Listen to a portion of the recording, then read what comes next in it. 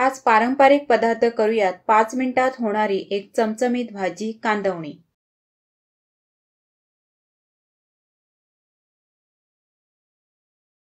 एखाद्या दिवशी घरात भाजी नसेल तर कांदे मात्र असणारच। त्यातील 4-5 कांदे घ्यायचे आणि चिरायचे असे।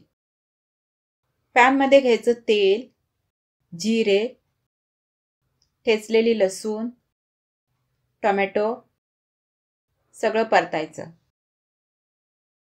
त्यानंतर त्यात बारीक कापलेला कांदा टाकायचा।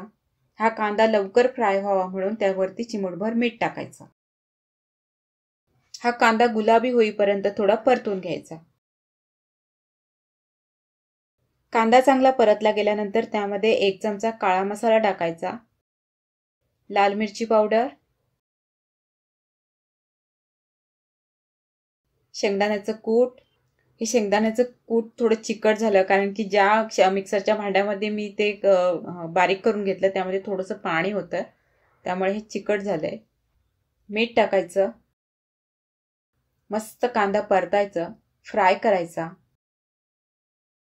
झाकण ठेवून थोडं 3-4 मिनिटं हे शिजू द्यायचं। थोडा वेळ झाले, भाजी शिजत ठेवली, झाकण आता उठवायचं कारण कांदवणी आपली तयार आहे। वरून कोथिंबीर टाकायची आणि गॅस बंद करायचा। भाज्या व्यतिरिक्त नवीन काहीतरी चमचमीत खायचं असेल तर कांदवणी बेस्ट ऑप्शन आहे, एकदा बनवाच। रेसिपी पाहिल्याबद्दल थँक्यू। अशा साध्या सोप्या जेवणासाठी लागणाऱ्या रेसिपी यापुढे येत राहतील। त्या तुम्हाला पाहिजे असते चॅनलला प्लीज सबस्क्राईब करा आणि ही रेसिपी आवडली असेल तर तुमच्या फ्रेंडना प्लीज शेअर करा।